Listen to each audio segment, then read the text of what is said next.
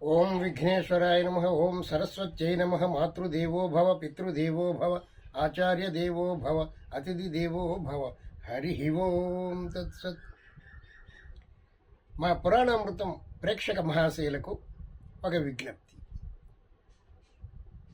ఇంతకుముందు శంబలి నగరి అనేటువంటి వీడియోని చేయడం జరిగింది. కానీ ఆ శంబలి నగరి వీడియో చాలామందికి చేరలేదు. కానీ చాలా మహత్యం కలిగినటువంటి వీడియో అది అందరూ తెలుసుకోవలసినటువంటి విషయం. ఎందుచేతనంటే మేము ఇక్కడి నుంచి విశాఖపట్నం వెళ్ళి విశాఖపట్నం నుండి అరకు వెళ్లే రూట్లో ఉన్నటువంటి ఎస్కోట అనేటువంటి గ్రామానికి చేరి అక్కడి నుంచి ఆటోలో 6 కిలోమీటర్లు ప్రయాణం చేస్తే ఆ శంబలి నగరి చేరుకోవడం జరిగింది. చాలా ఖర్చు పెట్టి తీయడం జరిగింది. ఒక మిత్రుడు అది చాలా మహిమగల ఆశ్రమం అని చెప్పడం వల్ల అలాంటి ఆశ్రమాన్ని మన ఛానల్లో మన ప్రేక్షకులందరికీ అందజేయాలి అనేటువంటి ఉద్దేశంతో ఎంతో ఖర్చు పెట్టి ప్రయాసతో అక్కడికి వెళ్ళి ఆ వీడియో తీయడం జరిగింది. అక్కడ ఉన్నటువంటి విశేషం ఏమిటంటే ధ్యానం నాన్నగారు అనేటువంటి ఒక మహానుభావుడు, ఒక యోగీశ్వరుడు.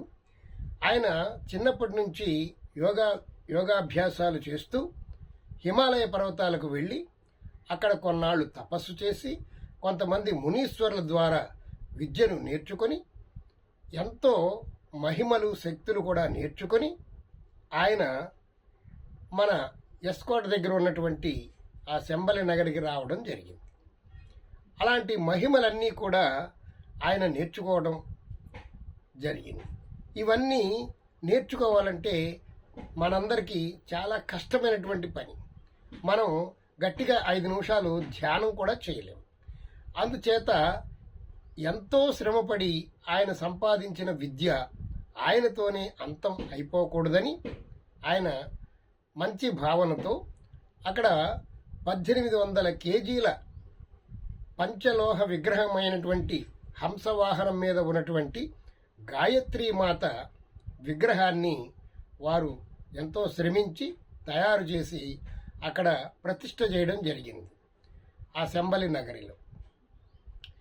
ధ్యానం నాన్నగారు ప్రతిరోజు 22 గంటలు ధ్యానం చేస్తూ అద్భుతమైనటువంటి శక్తిని సంపాదించి ఆ శక్తినంతా కూడా ఆ గాయత్రీమాత పంచలోహ విగ్రహంలో నిక్షిప్తం చేయడం జరుగుతుంది.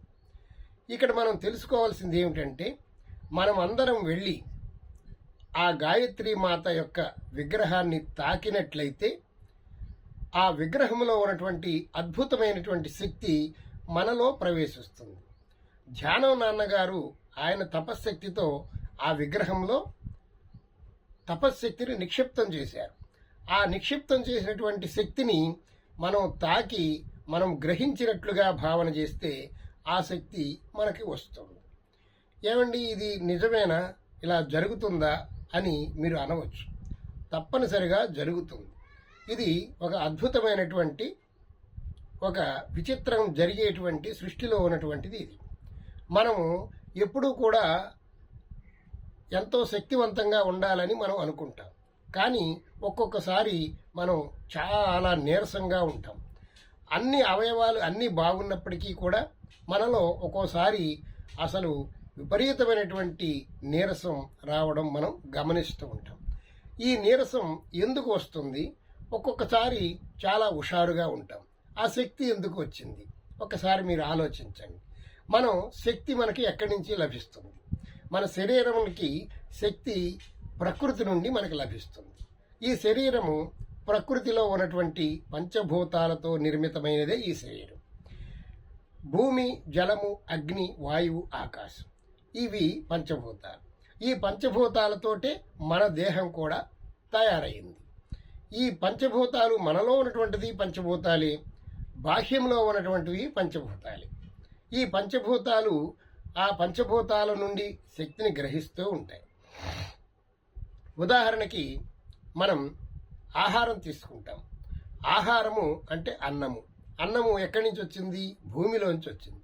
అది భూతత్వం.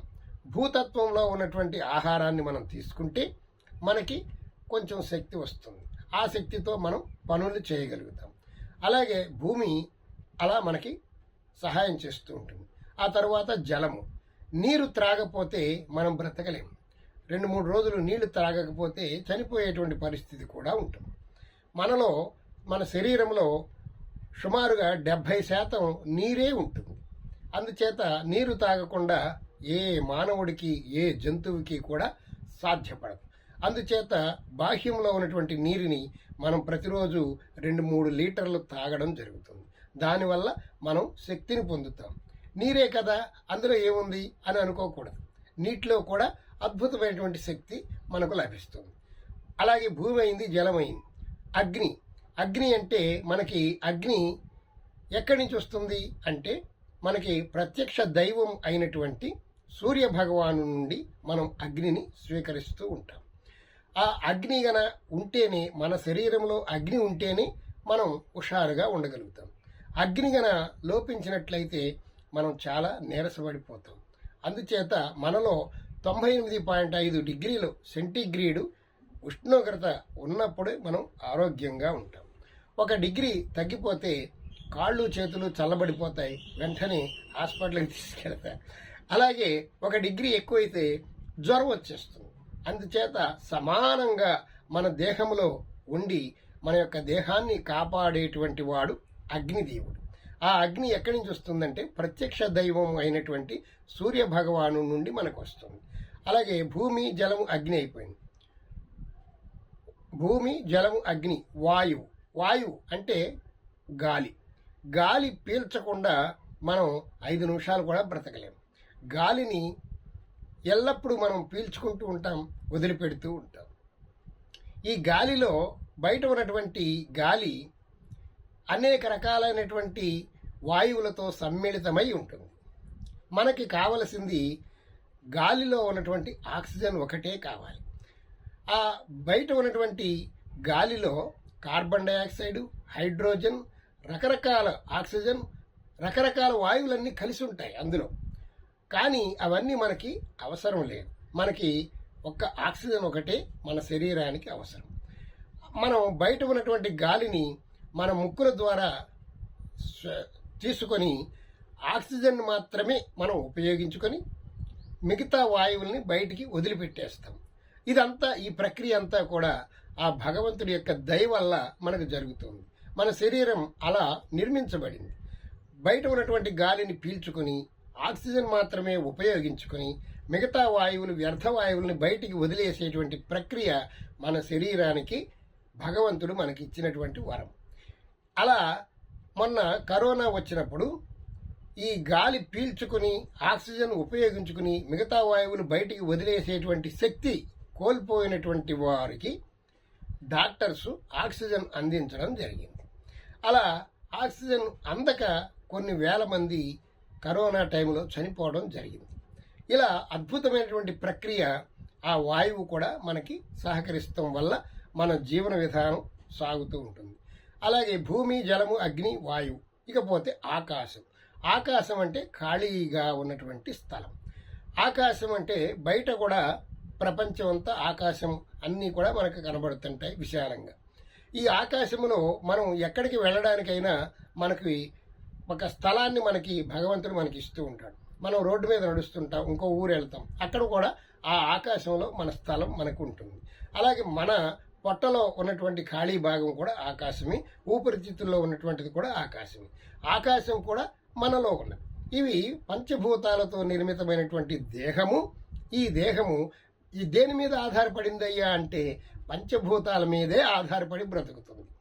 అయితే ఇక్కడ ఒక అద్భుతమైనటువంటి మనం తెలుసుకోవాల్సింది ఏమిటంటే, ఒకప్పుడు నీరసంగా ఉండి ఒకప్పుడు హుషారుగా ఎందుకుంటుంది అనేటువంటి దానికి సమాధానంగా ప్రకృతిలో ఉన్నటువంటి దానిని పంచభూతాలలో మనం తీసుకోలేనప్పుడు, మనం గ్రహించలేనప్పుడు మనం నీరసపడిపోతాం.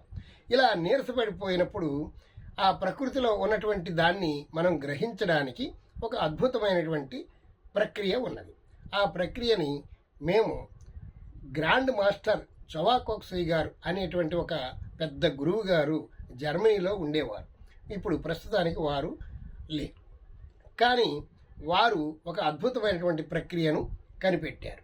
ఏమిటంటే ప్రకృతిలో ఉన్నటువంటి శక్తిని మనము గ్రహించడం, మనకు శక్తి ఎక్కువైపోతే మనం ప్రకృతికి ఇవ్వటం, ఇలాంటి ప్రక్రియను వారు ప్రజలందరికీ నేర్పడం జరిగింది. ఈ క్లాసులకి మేము వెళ్ళి ఈ ప్రకృతిలో ఉన్నటువంటి ఆ శక్తిని ఎలా గ్రహించాలో మేము తెలుసుకుని నేర్చుకున్నాం. అయితే ఇప్పుడు మనకి నీరసంగా ఉన్నప్పుడు ఒక పెద్ద చెట్టు దగ్గరికి వెళ్ళి ఆ చెట్టులో ఉన్నటువంటి శక్తిని మనం గ్రహించవచ్చు. అలాగే మనం సూర్యుడి నుండి మనం శక్తిని గ్రహించవచ్చు. అలాగే పర్వతాల నుండి కూడా శక్తిని గ్రహించవచ్చు.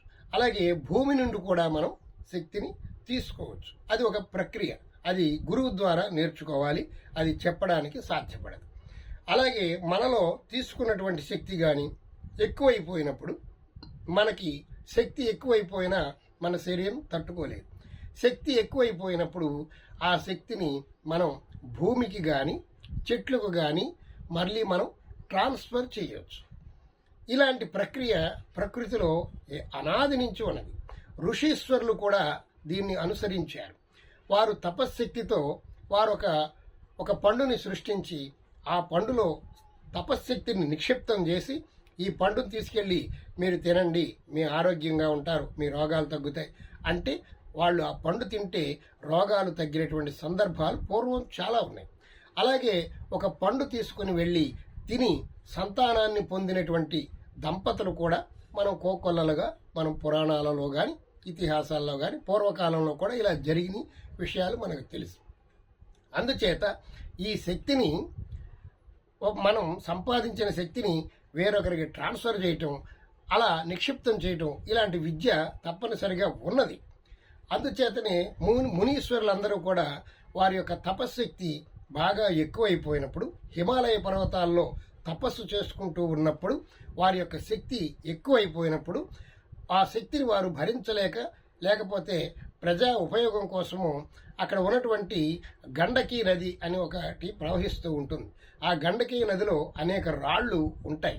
ఆ రాళ్ళు చాలా గుండ్రంగా ఉంటాయి. గండకీ నది అంటే ఎక్కడో ఎత్తులోంచి ప్రవహించడం వల్ల అక్కడి నుంచి దొల్లుకుంటూ వచ్చినటువంటి రాళ్ళన్నీ కిందకు వచ్చేటప్పటికి గుండ్రంగా తయారవుతాయి. దానినే శాలిగ్రామాలు అంటాం. అప్పుడు ఈ క్రింద ఉన్నటువంటి మునీశ్వరులు ఆ తపశ్శక్తిని, వారికి ఎక్కువైపోయిన తపశ్శక్తిని ఆ రాళ్లలో నిక్షిప్తం చేయడం జరుగుతుంది. వారి యొక్క శక్తిని ఆ రాళ్లకి ట్రాన్స్ఫర్ చేయడం జరుగుతుంది. ఆ రాళ్లను మనం తెచ్చుకొని మనం పూజించినట్లయితే, లేకపోతే మనం తాకినట్లయితే ఆ శక్తి మనకి రావడం అనేటువంటిది కూడా జరుగుతుంది. ఇదంతా కూడా సృష్టిలో ఒక అద్భుతమైనటువంటి రహస్యమైనటువంటి కార్యక్రమం. ఇలా అద్భుతమైనటువంటి కార్యక్రమాన్ని శంబలి నగరిలో మనకి ప్రత్యక్షంగా మనకి దొరుకుతూ ఉన్నది. ధ్యానం నాన్నగారు వారి యొక్క తపశ్శక్తిని అక్కడ సరస్వతీమాత, గాయత్రీమాత విగ్రహంలో వారి యొక్క శక్తిని నిక్షిప్తం చేయటం జరుగుతుంది. అందుచేత మనం అందరం అసలు ముందు ఈ శంబలి నగరి గురించి మీరు తెలుసుకుంటే చాలా బాగుంటుంది. తెలుసుకున్న తర్వాత, ఆ విషయం తెలిసిన తర్వాత మనకి అవకాశం ఉన్నప్పుడు అక్కడికి వెళ్ళొచ్చు, అక్కడ శక్తిని గ్రహించవచ్చు. ప్రత్యేకించి మనం వెళ్ళాలంటే కొంతమందికి సమయం కుదరకపోవచ్చు, ధనం కుదరకపోవచ్చు, ఇలా ఆరోగ్యం కూడా సమస్యలు ఉండవచ్చు. అందుచేత ముందు అసలు విషయం తెలుసుకుంటే తర్వాత ఎప్పుడైనా వెళ్ళేటప్పుడు మనం దాన్ని సందర్శించవచ్చు. అందుచేత మీరందరూ కూడా ఆ శంబలి నగరి అనేటువంటి వీడియోని తప్పనిసరిగా చూడవలసిందిగా నేను ప్రార్థిస్తున్నాను. మనకి 1500 మంది సబ్స్క్రైబర్స్ ఉన్నా కానీ చాలా తక్కువ మంది చూడటం వల్ల ఈ వీడియో మీకు చేస్తున్నాను. అందరూ కూడా దాన్ని చూసినట్లయితే ముందు అసలు విషయం మనకు తెలుస్తుంది. ఇలా అద్భుతమైనటువంటి శక్తి ఒకటి ఉన్నదా అనేటువంటి విషయం మనకు తెలుస్తుంది. తెలిసిన తర్వాత మీరు ఎప్పుడైనా సరే వీలైనప్పుడు వైజాగ్ వెళ్ళడం జరిగినప్పుడు ఆ ప్రక్కనే 50 కిలోమీటర్ల దూరంలో ఉన్నటువంటి ఎస్కోటకు వెళ్ళి ఆ ప్రక్కనే ఉన్నటువంటి శంబలి నగరిని మీరు ఒక్కసారి దర్శించినట్లయితే మీ యొక్క అద్భుతమైనటువంటి అక్కడ శక్తిని మీరు పొందేటువంటి అవకాశం కలుగుతుందని ప్రత్యేకించి ఈ వీడియో చేయడం జరిగింది. అందరూ గమనింతురుగాక. ఇందులో స్వార్థం ఏమీ లేదు. అందుచేత అందరూ గమనించి ఆ శంబలి నగరి అనేటువంటి వీడియోని శ్రమ అనుకోకుండా ఒక 10 నిమిషాలు చూడవలసిందిగా కోరుచున్నాను. స్వస్తి. సర్వే జనా సుఖినో భవంతు. సమస్త సన్మంగళాని సంతు. హరి ఓం తత్సత్. జై శ్రీమన్నారాయణ.